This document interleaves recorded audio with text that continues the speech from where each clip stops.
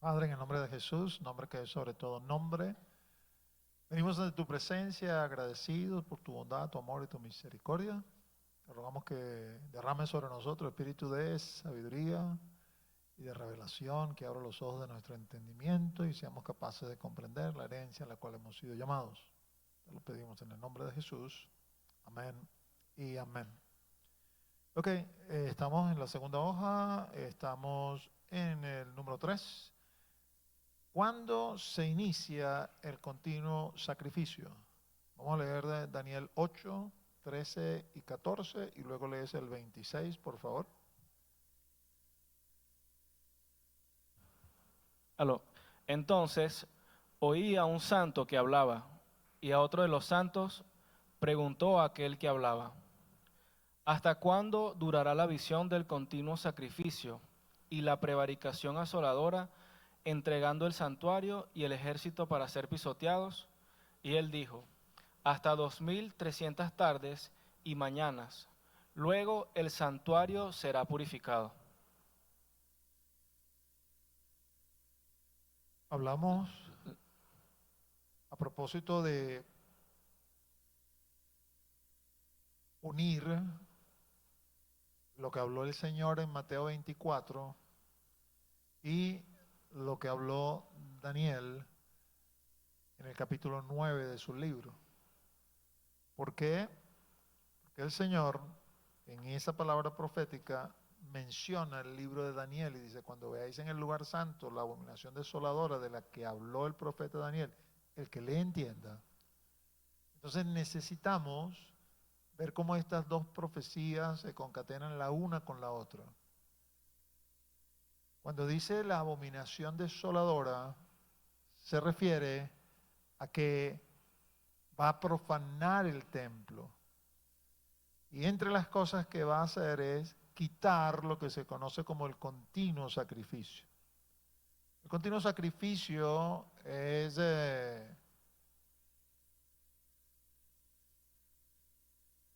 una liturgia, vamos a llamarlo así, que Dios estableció directamente, donde le decía a la nación de Israel: todos los días vas a hacer un sacrificio en la mañana y en la tarde perpetuamente. Claro, uno pudiera preguntarse, si es perpetuamente, ¿por qué no lo están haciendo ahorita? Porque es que no lo pueden hacer en cualquier lugar. Tiene que ser en el lugar donde Dios haya determinado, y el lugar donde Dios ha determinado es el templo. Así que el templo, el templo. Es decir, entonces, que el templo debe reconstruirse y el continuo sacrificio debe iniciarse con el propósito de que en algún momento sea suspendido con la abominación desoladora. De allí la importancia de leer lo que acabamos de escuchar a propósito de la profecía de Daniel capítulo 8, donde se pregunta el tiempo del continuo sacrificio de la abominación desoladora, y dicen son 2300 tardes y mañana, y en la interpretación de la visión dice: lo que has escuchado acerca de las tardes y mañanas es cierto.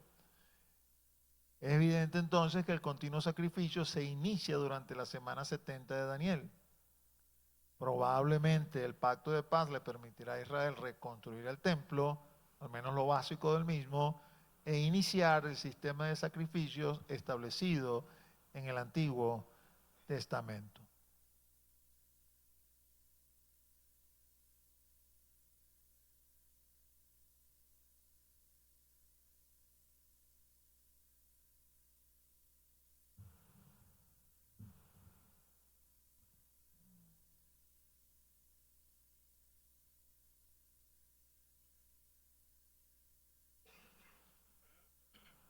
Bueno, salvo las rayas que hacen aparecer eso como un preso. Ahí está Daniel 8, 13 y 14 y el 26.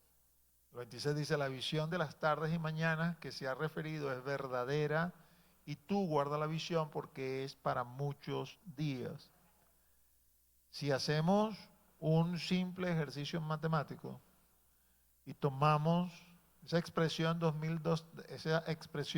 2300 tardes y mañanas, es la misma expresión que se usa en Génesis. Y fue la tarde y la mañana un día.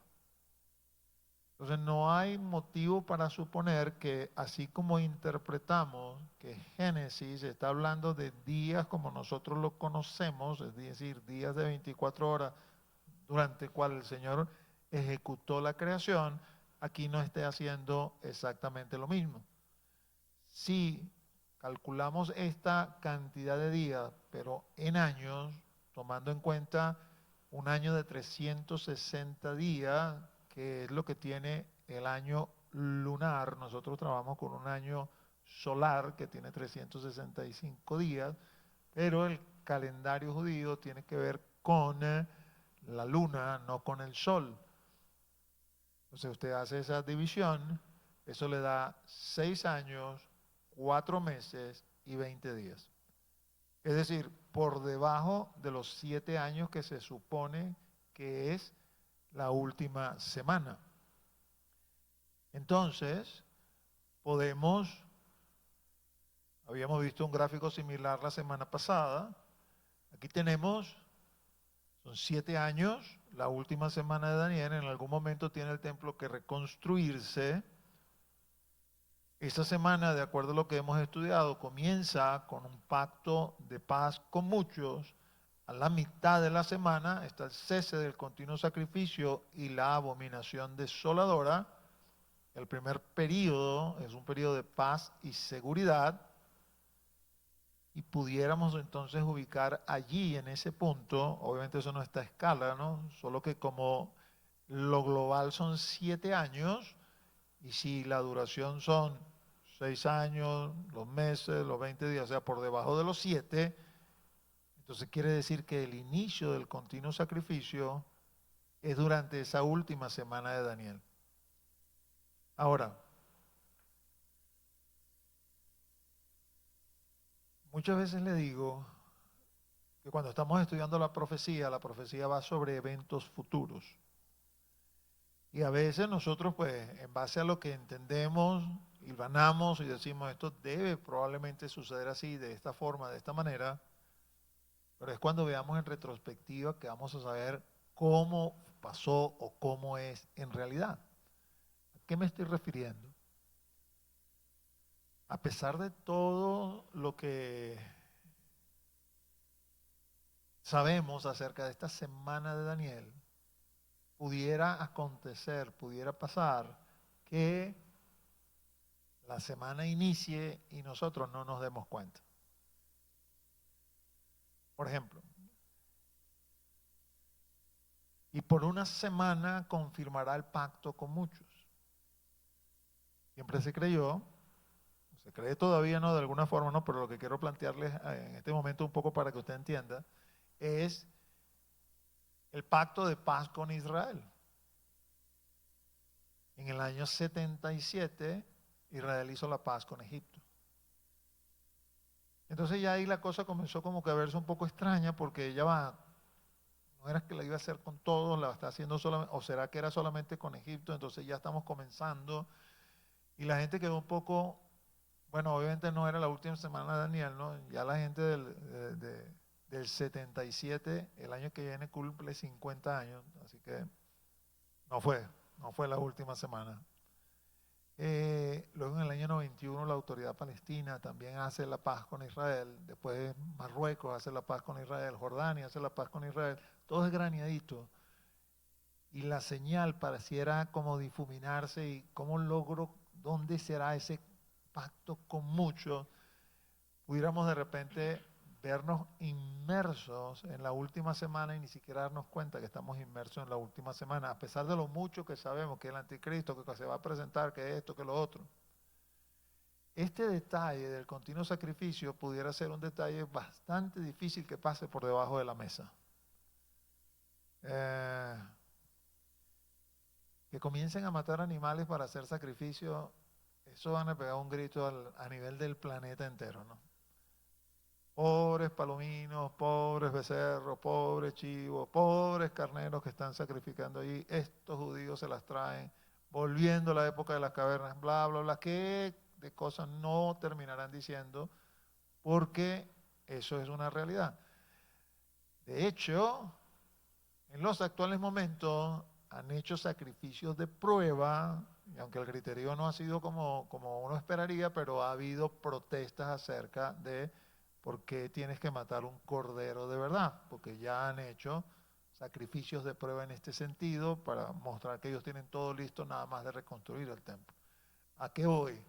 Es una señal bastante difícil de que se pase. Bueno, a veces somos bastante despistados, estamos en nuestro mundo y nuestra parte y ni siquiera de eso nos damos cuenta, más considerando que está sucediendo en el otro lado del mundo. Y si no estamos pendientes de lo que está pasando en Israel, pudiera pasar por debajo de la mesa. Pero si en algún momento usted se da cuenta, oye, mira, reconstruyeron el templo, oye, mira, comenzaron los sacrificios, estamos en la semana 70 de Daniel. Puede escribirlo, es así, en base a lo que hemos leído y lo que hemos estudiado hasta ahora.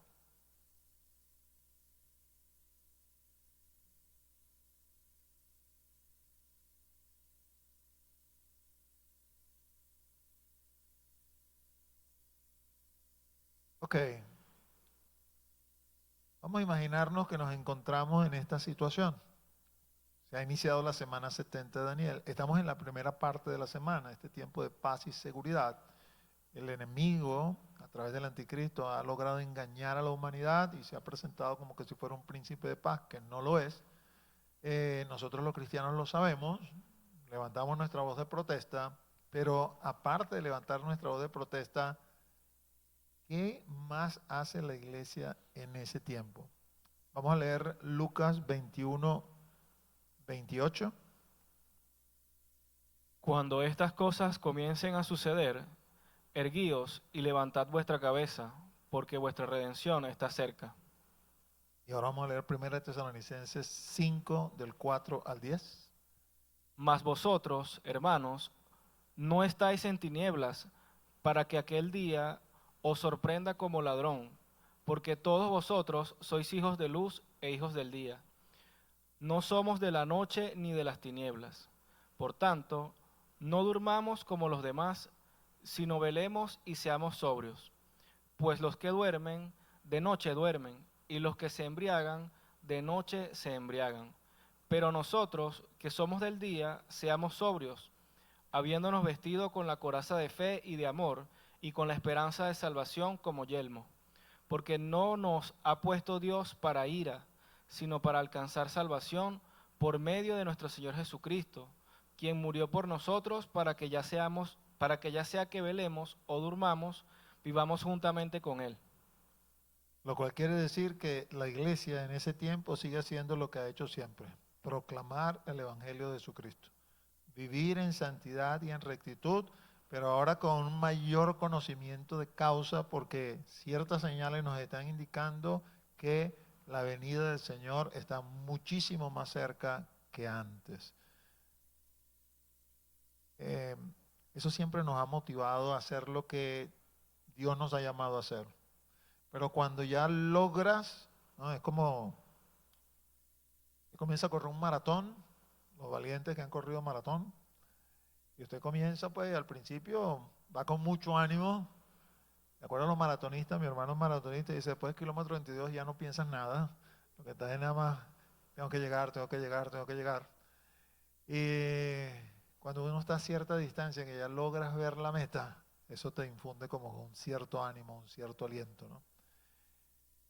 Es buena la comparación porque esto es un maratón lo que nosotros hemos emprendido. Y a veces cuando estamos como que a la mitad del maratón, 22 kilómetros y medio, no sabemos si vamos a tirar la toalla, si vamos a seguir. Te ve para atrás y el sitio donde salió ya ni se distingue. Y para adelante tampoco distingue nada. Solo sabe que tiene que correr, correr, correr, correr y no puede hacer absolutamente más nada. Por eso Lucas dice, cuando veáis estas señales, levantaos, erguíos, levantad vuestra cabeza, porque vuestra redención se acerca. Así que si hasta ahora hemos hecho las cosas, en ese tiempo, si llegamos hasta allá, tenemos que hacerlas con mayor ímpetu todavía, porque sabemos que el tiempo se acorta y ya todo está más cerca. A la mitad de la semana, la abominación desoladora. Vamos a leer Daniel 11, del 31 al 39. Y se levantarán de su parte tropas que profanarán el santuario y la fortaleza, y quitarán el continuo sacrificio, y pondrán la abominación desoladora. Con lisonjas seducirá a los violadores del pacto, mas el pueblo que conoce a su Dios se esforzará y actuará. Y los sabios del pueblo instruirán a muchos, y por algunos días caerán a espada y a fuego, en cautividad y despojo. Y en su caída serán ayudados de pequeño socorro, y muchos se juntarán a ellos con lisonjas. También algunos de los sabios caerán para ser depurados y limpiados y emblanquecidos, hasta el tiempo determinado, porque aún para esto hay plazo. Y el rey hará su voluntad, y se ensoberbecerá, y se engrandecerá sobre todo Dios, y contra el Dios de los dioses hablará maravillas, y prosperará hasta que sea consumada la ira, porque lo determinado se cumplirá. Del Dios de sus padres no hará caso, ni del amor de las mujeres, ni respetará a Dios alguno, porque sobre todo se engrandecerá, mas honrará en su lugar al Dios de las fortalezas, Dios que sus padres no conocieron, lo honrará con oro y plata, con piedras preciosas y con cosas de gran precio. Con un Dios ajeno se hará de las fortalezas más inexpugnables y colmará de honores a los que le reconozcan, y por precio repartirá la tierra.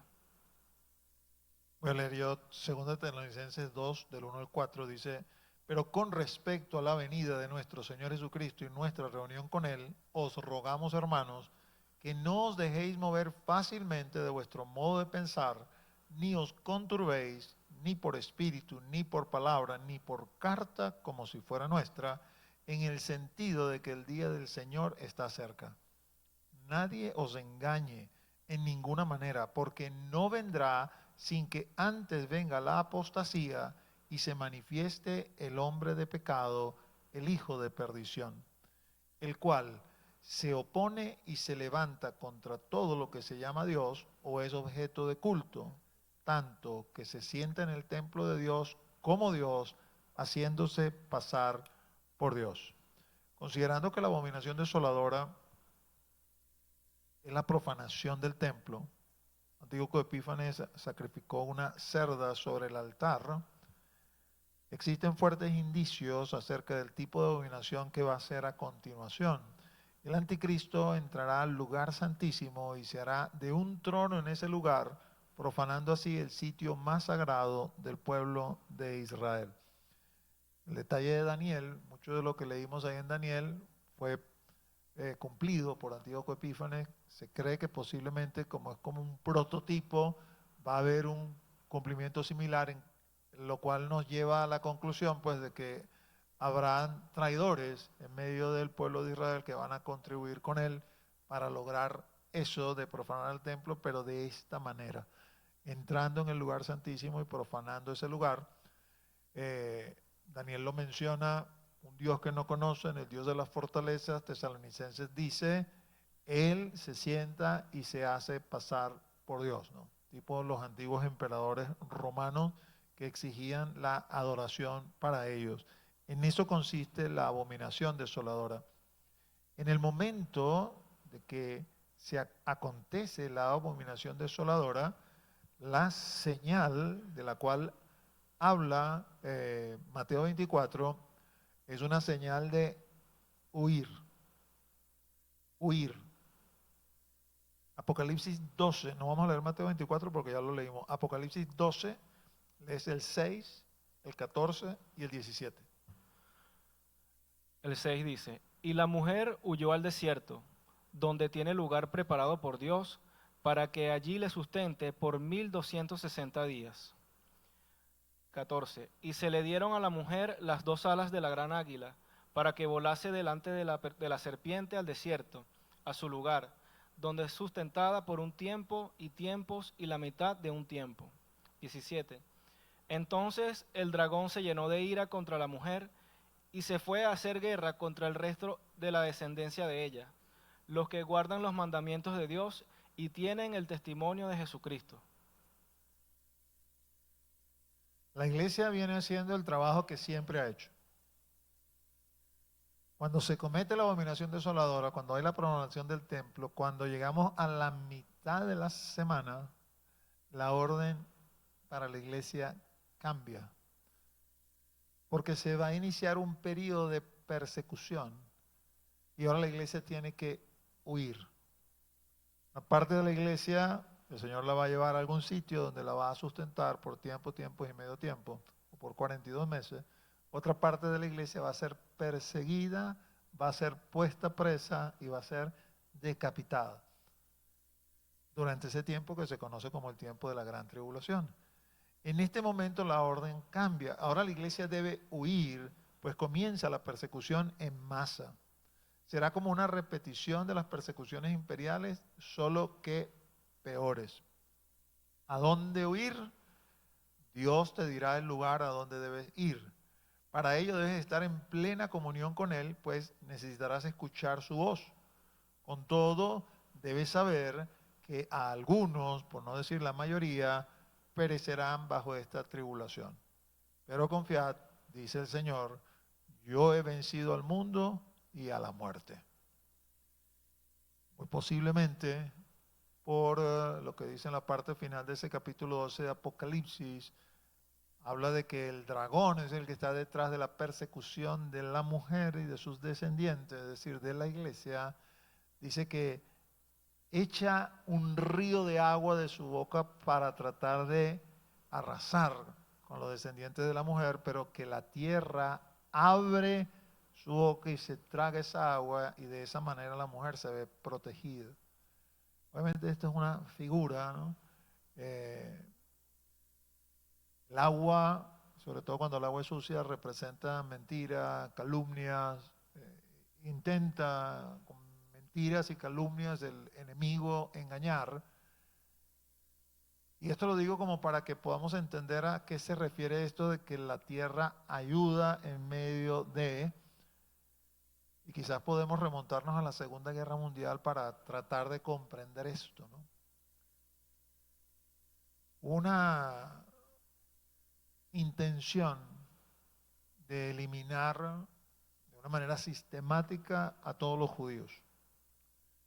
Y este plan que se cubrió por ciertas etapas, demandaba, por ejemplo, o comenzó demandando, por ejemplo, que los judíos debían estar identificados, debían colocarse en su brazo derecho una cinta amarilla con tiene un nombre particular, pero vamos a llamarla la estrella de David. Cuando esa orden llegó a Dinamarca, el primero que se colocó eso fue el rey de Dinamarca y ordenó a todos sus súbditos que se colocaran también eso y le hizo saber a Hitler, aquí en Dinamarca todos somos daneses y no hay distinción en medio de nosotros. Y aunque hubo judíos daneses que terminaron en campos de concentración, la persecución en Dinamarca fue como más suave, vamos a decirlo así. No solo por ese acto del rey, que era un acto simbólico, ¿no? Sino que también desde la perspectiva alemana, pues los daneses eran también considerados como arios. Y en esa condición de arios, pues, le dispensaron cierto respeto y cierta consideración. Por otro lado, en otros lugares, lo que sucedió fue que la gente abrió las casas para esconder a los judíos, para esconder a aquellos que estaban siendo perseguidos por el régimen. Y entonces usted tiene historias, testimonios, como por ejemplo el de la familia Ten Boom. La familia Ten Boom, una familia holandesa, padre, dos hermanas, ya señoras mayores, mayores de 50 años, un hermano, escondieron judíos en su casa. Tenían una relojería, hicieron un cuarto arriba en el desván, lo disimularon. Eso está escrito, se lo puede buscar, un libro de testimonio que se llama El lugar secreto, mi refugio secreto, algo así, no recuerdo, escrito por, ¿cómo? Ajá, de Corrie ten Boom. Todos ellos ellos terminan muriendo en el campo de concentración, menos Corrie ten Boom, que después de eso se convierte en una evangelista. Pero es llamativo el testimonio del padre de Corrie ten Boom, porque cuando ellos los ponen presos, por cierto, los pusieron presos, pero no lograron el lugar secreto, el refugio secreto, no lograron descubrir dónde estaba. Ellos sabían que los tenían ahí escondidos porque los habían denunciado, pero en el momento que los alemanes entraron, los judíos se metieron todos en ese lugar secreto, a ellos se los llevaron presos en base a la denuncia, pero por más que revisaron la casa, no lograron conseguir dónde estaba ese lugar. O sea, los judíos que ellos guardaron ahí, esos últimos judíos que guardaron ahí, se salvaron, porque no los lograron descubrir. Pero el oficial alemán que pone preso a la familia ten Boom, al ver al padre, que es un hombre ya de más de 80 años, tiene como un arrebato de conciencia y quiere extenderle misericordia y le dice, oye viejo, te vas a ir a morir allá al campo de concentración. ¿Qué tal y si hacemos un trato tú y yo? Yo te voy a dejar ahí en tu casa, vete para tu casa, yo que no te conseguí, y muérete ahí en tu casa de buena vejez, pero no vuelvas a esconder judíos. La respuesta de él fue, si me dejas libre, lo voy a volver a hacer, porque primero voy a obedecerle a Dios antes que obedecerte a ti. Y bueno, se lo llevaron preso y murió en los campos de concentración. Ahora, estas historias se repiten vez tras vez, todavía al sol de hoy siguen apareciendo historias desconocidas, quizás las más sorprendentes, porque es donde uno no esperaría realmente conseguir ayuda, es de alemanes, aún soldados alemanes que preservaron a los judíos, que estaban en contra de estas órdenes, que no las compartían, su influencia era muy poca, no podían hacer mucho en realidad, no podían como que oponerse abiertamente a esto, pero en su rango de influencia, hasta donde ellos pudieron, ellos guardaron la vida de estos judíos.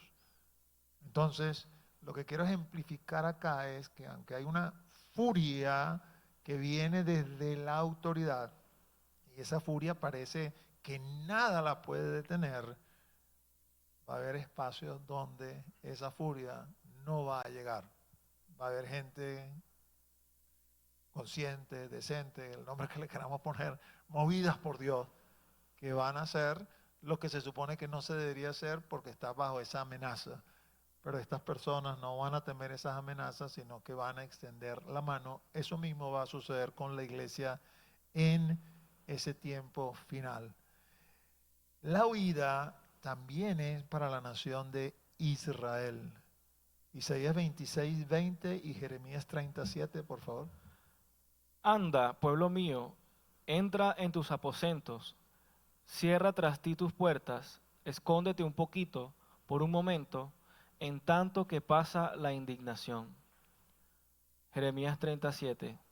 Ah, cuán grande es aquel día, tanto que no hay otro semejante a él. Tiempo de angustia para Jacob, pero de ella será librado.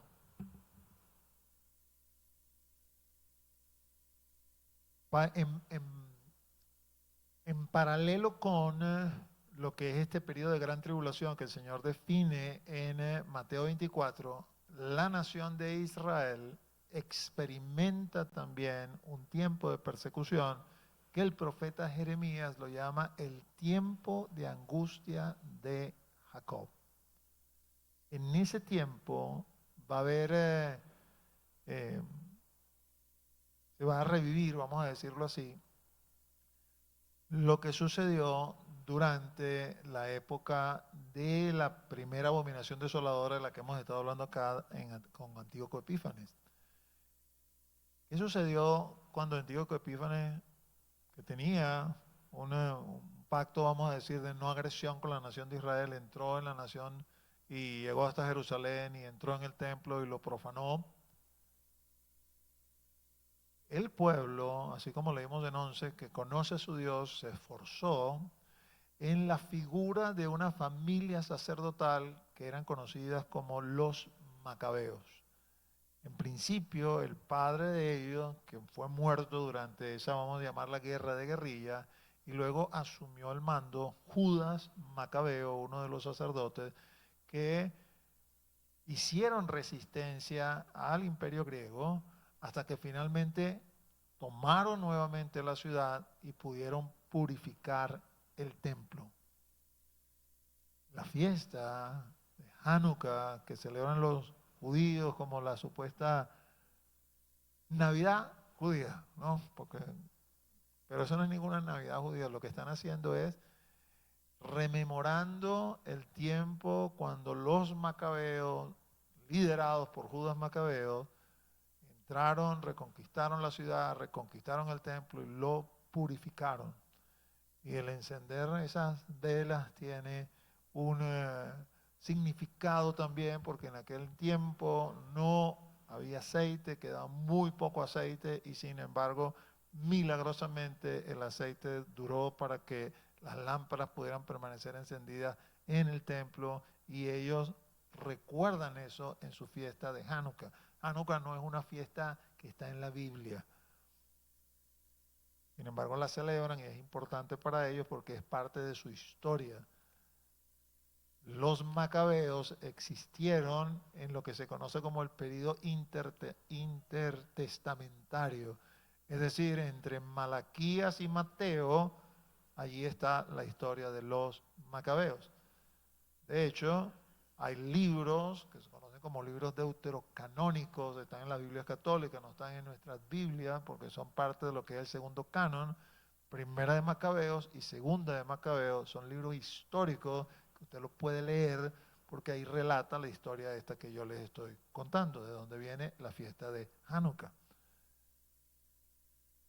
Durante el tiempo de la gran tribulación, los judíos van a ser perseguidos. Se llama tiempo de angustia para Jacob. Esa es la definición del Antiguo Testamento para este tiempo en la historia del pueblo judío.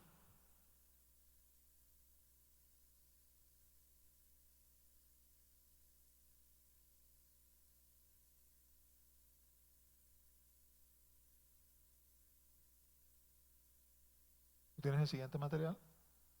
¿Sí? Ok.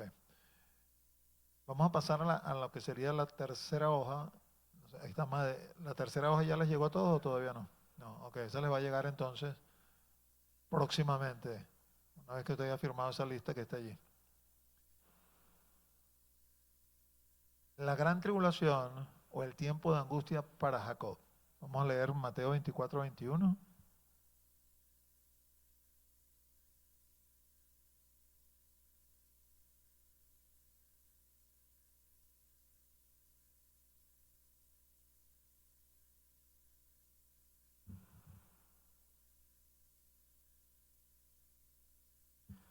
Porque habrá entonces gran tribulación, cual no la ha habido desde el principio del mundo hasta ahora, ni la habrá. Y Jeremías 36, 7.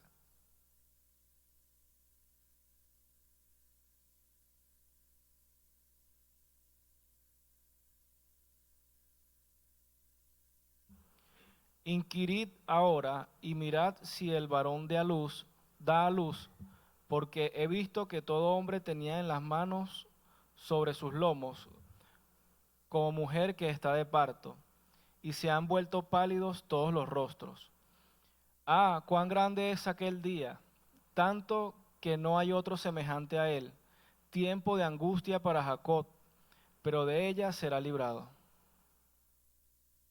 No ha habido ni habrá otro tiempo igual a este en toda la historia de la humanidad. Va a ser un tiempo de gran sufrimiento para la iglesia, pues a muchos les será requerido ofrendar su vida por causa del Maestro. Las citas internas usted las va a buscar después, le va a llegar su material dentro del texto que yo pongo ahí. Está Apocalipsis 6 del 9 al 11 y 7 del 9 al 17. Particularmente el 7, bien interesante, porque el 7 habla de una gran multitud que no se puede contar, que está en el mar de cristal delante del trono. Y cuando Juan inquiere para saber quién es esa multitud, de dónde ha salido esa multitud, la respuesta que le da uno de los ancianos dice, esos son los que han salido de la gran tribulación, que han lavado y emblanquecido sus ropas en la sangre del Cordero. También va a ser un tiempo difícil para Israel, el cual va a ser perseguido. Sin embargo, Dios les proveerá un lugar de refugio para el remanente hasta que el tiempo señalado se cumpla. Y ahí sí te voy a pedir que leas Daniel 11, 40 y 41. Pero al cabo del tiempo el rey del sur contenderá con él, y el rey del norte se levantará contra él como una tempestad, con carros y gente de a caballo, y muchas naves, y entrará por las tierras, e inundará y pasará. Entrará a la tierra gloriosa, y muchas provincias caerán, mas éstas escaparán de su mano, Edom y Moab, y la mayoría de los hijos de Amón. Como muchas veces sucede, ¿no? Especialmente cuando estamos hablando en términos humanos, no tenemos que ver esto como absoluto en el sentido de que no habrá ninguna región en el mundo que escape del alcance de su mano. En esta narrativa que conseguimos acá en el 11, Daniel 11, usted puede después leerlo. Daniel 11 es la historia del imperio griego en lo que les he hablado, pues que quedó como reino del norte, Seleuco y sus descendientes, y el reino del sur, Ptolomeo y sus descendientes en Egipto. Es una historia bien detallada, tan detallada que los que no creen argumentan que eso no lo escribió Daniel. Daniel no pudo haber escrito eso, que eso tiene que haberlo escrito alguien después que todo eso pasó, para que pudiera poner tanto detalle ahí en ese libro, ¿no? Porque obviamente van a venir en contra de que Dios puede anunciar de antemano lo que va a suceder. Sin embargo, en el relato hay un espacio, precisamente cuando habla de lo que después se entiende que es como Antíoco Epífanes, de ciertas cosas que solamente puede cumplir el anticristo, y por eso se comprende después por qué el Señor menciona que va a haber una repetición de esa abominación desoladora muchos años después. Entonces, es interesante pues porque uno pudiera inferir, ok, entonces voy a tomar el pedacito acá que habla de lo que hizo Antíoco Epífanes, porque probablemente algunas de estas cosas se van a repetir con el anticristo. Entonces, bien significativo que habla de estas regiones, la región de Moab, la región de Edom y parte de la región de Amón, o lo que fue de Amón, que no la logra dominar. Esas son regiones que, si usted ve el mapa, están ubicadas hacia el sureste de lo que hoy en día es Israel. Y es una zona bastante desértica en la actualidad. Si usted a lo mejor ha visto, ¿no? Si le gusta, no sé, de eso que le gusta viajes para acá y le aparecen propaganda, o qué sé yo, visita Petra, la ciudad en la roca, excavada en la roca, y ponen toda una... Bueno, eso es Edom. Allí en esa zona, allí quedaba Edom, en todas esas ciudades fortificadas. Lo que nos está queriendo decir la Escritura es que, a pesar de que él ejerce un dominio, es muy probable que en esos sectores se establezcan estos similares a, como les acabo de decir, a los macabeos, de donde hagan su guerra de guerrilla en contra del anticristo que está allí enquistado en Jerusalén y tratando de tener el dominio de todo a su alrededor. Una prueba de esto, no solamente lo conseguimos acá en lo que dice Daniel, es en la lectura de Apocalipsis. Mientras que el anticristo está en Jerusalén, gobernando en Jerusalén, va a tener dos hombres que le van a hacer la vida de cuadritos y no les va a poder hacer absolutamente nada. ¿Por qué? Porque Dios los está guardando. Y esos hombres hacen ministerio allí en Israel. Así como Juan el Bautista con Herodes. Y hasta que no fue el tiempo de que el Señor determinara que Juan el Bautista tenía que rendir su vida, Herodes no le pudo poner una mano encima. La Biblia habla en Apocalipsis capítulo 11 de dos testigos que testifican desde Jerusalén y testifican en contra del anticristo y no les pueden hacer nada. Son dos hombres que tienen el poder de Elías, porque dice que hace llover fuego del cielo. Y dice también que tienen poder para ir contra las personas, ¿no? En base a lo que el Señor ha establecido, con poder sobrenatural. Sí, yo no sé si usted recuerda esa historia que se lo leyó de Eliseo, de Elías, cuando el rey manda a buscar a Elías y dicen que Elías está arriba en un monte y sube un capitán con sus 50 hombres y demanda a Elías que baje porque el rey lo está llamando. Y la respuesta de Elías es, porque le dice, hombre de Dios, baja. Dice, si soy hombre de Dios, que baje fuego del cielo y te consuma a ti con tus 50. Y bajó fuego del cielo y mató al capitán y a los 50 hombres. Subió un segundo capitán con la misma actitud y Elías volvió a hacer la misma oración. Si soy hombre de Dios, que descienda fuego del cielo y te consuma a ti con tus 50. Y también volvió a pasar. El tercero que enviaron, y tenía que ir, no le quedaba otro porque el rey lo estaba mandando, fue muchísimo más humilde, ¿no? Y se presentó ahí arriba y le dijo, si en algo estimas la vida de tu siervo y de mi soldado, por favor, baja que el rey te está llamando. Porque lo has pedido amablemente, bajaré contigo. Y bajó. El punto al que voy, ¿no? Que aquí estamos viendo la ley, ¿no? Y hay toda otra connotación que se puede explicar con respecto a esto. Cuando vemos a Eliseo, por ejemplo, el poder que Dios le había dado a Eliseo y sobre el cual obviamente él tiene que rendirle cuentas a Dios, llegaba al punto tal que cuando se sintió molesto por los jóvenes que le gritaban, calvo sube, del cual desprendemos que haber sido un hombre calvo, dice que se volteó, los maldijo en el nombre de Jehová y salieron dos osos del bosque y mataron a 32 de esos jóvenes que se estaban burlando de Eliseo. Estos dos testigos que están allí en Jerusalén tienen ese poder. Nadie se puede meter con ellos hasta que el Señor lo permita y lo determine. ¿Qué quiero puntualizar con esto? A pesar del dominio que tiene el anticristo, hay ciertas cosas que no le son permitidas. Y por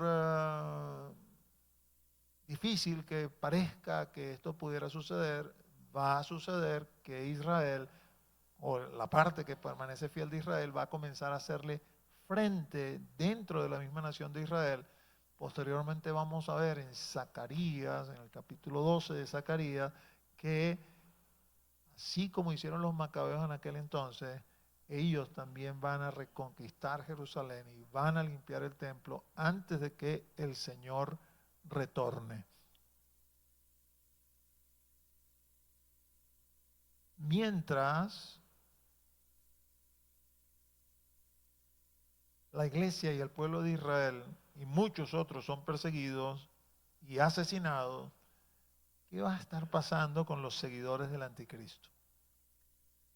Ese es el punto número 2, déjeme bajarlo ahí más o menos, usted va a poderlo leer y después igual usted lo va a revisar en su material.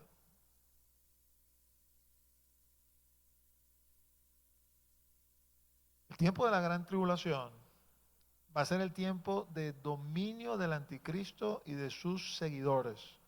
De acuerdo, aquí no vamos a leer, de lo que dice Apocalipsis 13, 5 al 7. Se le ha dado dominio a él y a sus seguidores por un espacio de tiempo solamente correspondiente a 3 años y medio. Sin embargo, a pesar de que se están enseñoreando del mundo por la fuerza, Apocalipsis 6 de 1 al 8 nos hace un relato acerca de eso con los jinetes del Apocalipsis. El jinete del caballo blanco es el anticristo, no es el Señor. Usted lo lee con calma y se da cuenta que es así. Dios estará enviando muestras de su poder buscando su arrepentimiento. Las 7 trompetas de Apocalipsis son una muestra del poder de Dios para que se arrepientan, para que finalmente Dios descargue su ira sobre todos los que se oponen. Esa está narrada en Apocalipsis 16 con las 7 copas de la ira del Apocalipsis. Por otro lado, algunos gobiernos se le van a oponer, pero él va a lograr someterlos. Es decir, aquí vamos a estar viendo un gran caos político. Este hombre se levanta, como les dije en la clase pasada, probablemente es el Mahdi árabe, que logra unificar los árabes, ratifica el pacto de paz con Israel, los Árabes Unidos se convierten en una potencia nada agradable para las potencias que ya existen. Esto va a crear una serie de oposiciones, en principio políticas, pero cuando ella se sienta con fuerza a la mitad de la semana y declare su imperio, va a tener oposición abierta.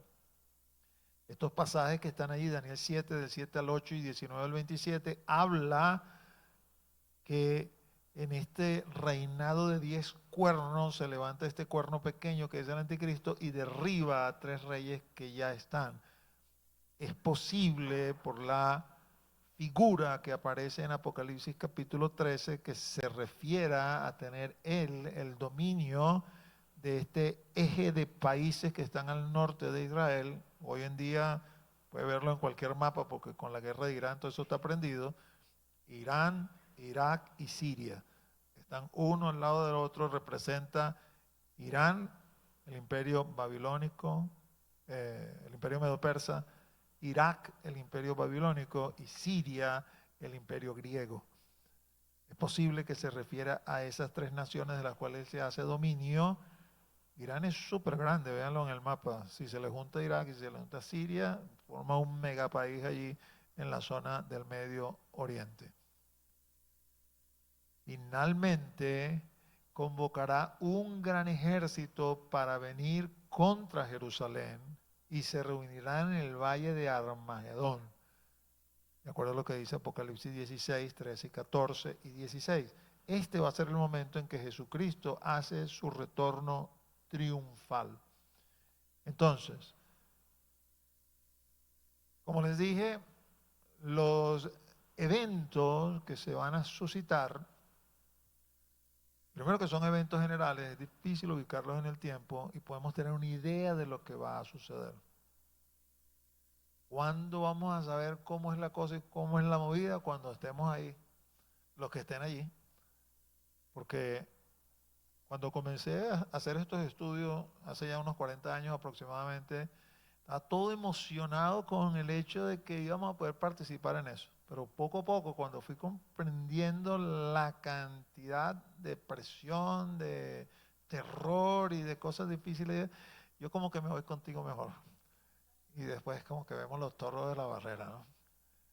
Finalmente eso está en las manos de él. Pero un poco para que vaya entendiendo en base a lo que le he venido explicando. Inicia la semana de Daniel. Inicia con un pacto de paz con muchos.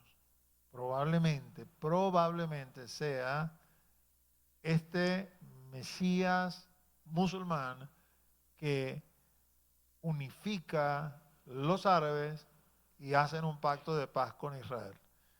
Y lo que no ha sucedido en 80 años, a la fecha, ¿no?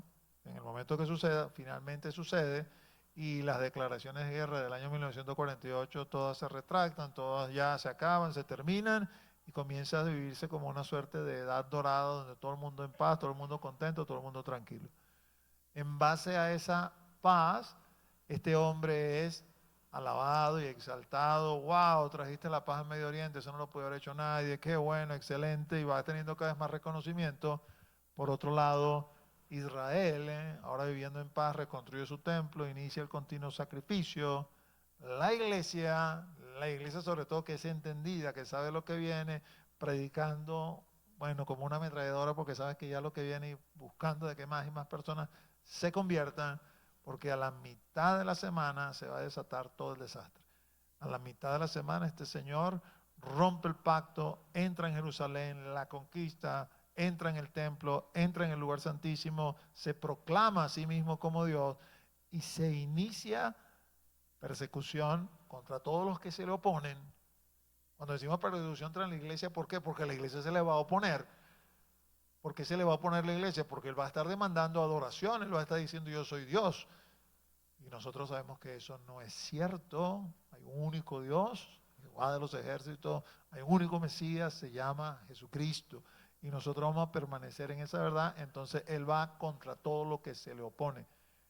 Se inicia este periodo de gran tribulación para la iglesia, se inicia este periodo de angustia para Jacob, para la nación de Israel, porque Los israelitas también son monoteístas. No van a entrar en esto de querer adorar a otro Dios. Lo cual obviamente nos hace suponer que muchos musulmanes que quizás lo apoyaron al principio también se les van a volver cuando él comience a decir yo soy Dios, a mí me van, ¿cómo que tú eres Dios? Si los musulmanes viven bajo ese precepto, Alá es el único Dios y Mahoma es su único profeta, ¿de dónde saliste tú? Aunque muchos van a, digamos, a caer engañados a un judío, cristiano y musulmanes por hablar de los tres monoteístas, pero también va a haber en el mundo como tal, bueno, algunos vamos a decir, van a ser como aliados políticos, pero otros van a estar como que, ya va, mosca con lo que estás haciendo, no por principios religiosos, pero sí quizás por principios políticos o por principios filosóficos, porque va a querer establecer una serie de cosas que nunca antes se han visto, un nuevo orden mundial, vamos a llamarlo así de esa forma, una única moneda, solamente pueden comprar y vender si se ponen una marca y si me adoran, no todo el mundo va a estar de acuerdo con eso. Entonces va a ser un tiempo de caos y de confusión, pero eso dura 3 años y medio. Durante esos 3 años y medio, la iglesia está huyendo. La iglesia es el pueblo de Dios espiritual. A nosotros no nos mandaron a agarrar machete, ni a agarrar ametralladora, ni a agarrar nada de eso. Nosotros, nuestras armas son espirituales. Pero la nación de Israel sigue siendo una nación aguerrida. Todavía no tiene revelación de Dios en cuanto a Jesucristo. Y van a hacer lo que siempre han hecho, lo que están haciendo ahorita. Todo lo que se hacen es echar plomo. Si vienen contra mí, echamos plomo. Entonces ellos se van a agrupar en esta guerra de guerrillas y van a estar combatiendo al anticristo ahí en la zona de Israel. ¿Qué nos dice el libro de Zacarías capítulo 12? Que justo antes de que todo termine, antes de que el Señor venga, ellos van a lograr reconquistar Jerusalén y van a lograr reconquistar el templo y lo van a purificar. Cuando estemos ya en ese punto, que es prácticamente el tiempo final, entonces Daniel, en el capítulo 12, versos 8 al 12, pero ya me estoy emocionando, son las 8:03, así que ahí lo vamos a marcar, porque ahí vamos a terminar hoy.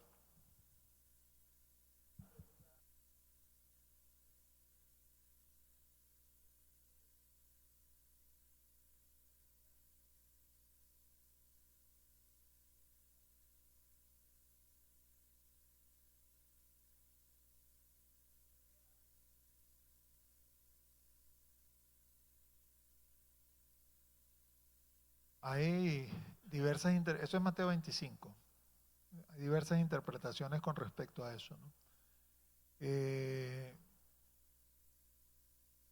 Una interpretación va orientada hacia la nación de Israel, porque habla de cuando le hiciste a uno de estos más pequeños.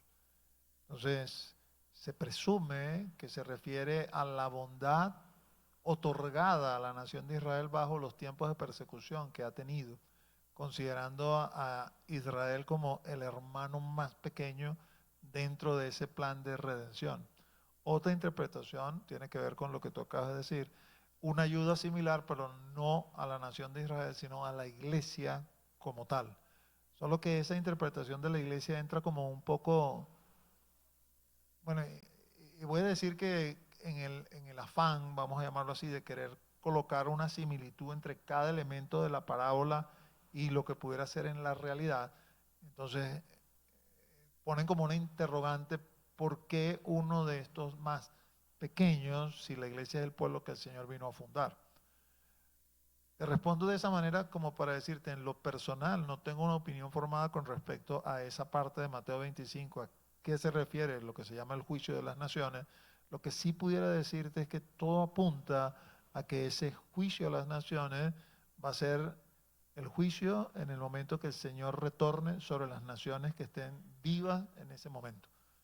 Entonces la discriminación de quienes no van a entrar, vamos a llamarlo en el milenio, que es lo que nosotros creemos, y quienes sí van a entrar en el milenio.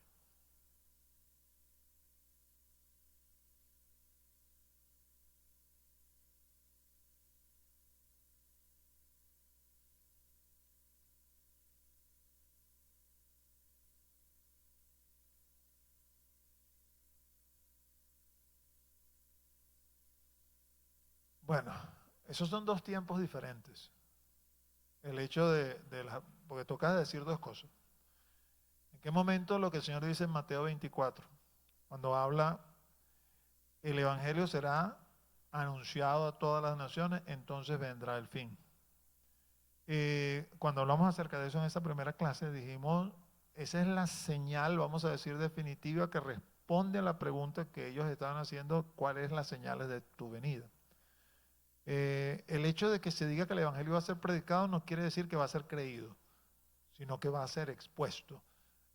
Entonces, en el momento que todas las áreas o todas las etnias, algunos misioneros lo enfocan desde la perspectiva de etnias, otros lo enfocan desde la perspectiva de áreas geográficas. Me inclino a creer que posiblemente se refiera más a grupos humanos que a sectores geográficos, ¿no? Porque finalmente el anuncio es para los seres humanos, ¿no? Como tal. Pero ellos han echado números, pues, ¿no? Y concluyen que es posible que entre alguna parte de 2030 y 2040 eso ya se haya cubierto, pues, ¿no? Con lo cual dan como por servida esa parte de la profecía y dirían, bueno, cualquier momento puede iniciarse todo porque ya el Evangelio ha sido anunciado, ¿no?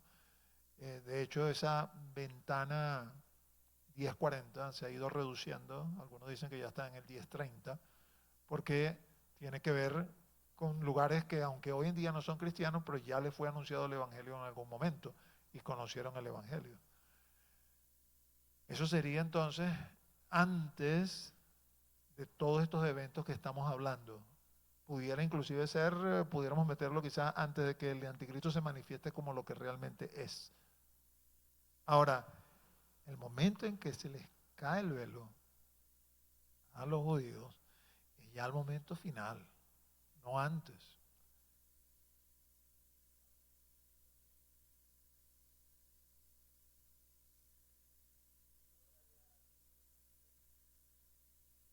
Bueno, si tomamos solamente el evento de Zacarías, Zacarías dice que cuando ven al Mesías, entonces comienzan a llorar como llanto de hijo unigénito porque se dan cuenta que ellos crucificaron, o sus padres crucificaron al Mesías cuando apareció.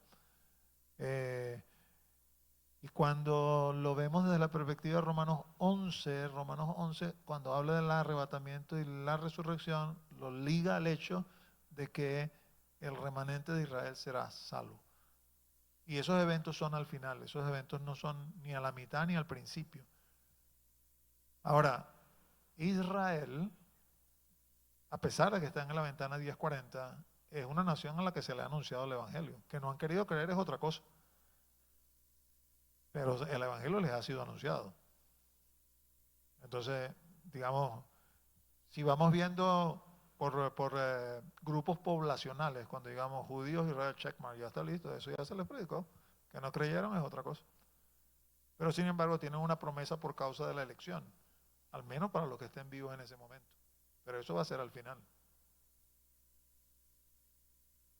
La abominación desoladora va a contribuir porque si ellos van siguiendo la palabra, pues se están dando cuenta de que estos acontecimientos seguramente van a quedar sorprendidos, especialmente los eruditos que dicen ya, pero se supone que esto ya pasó.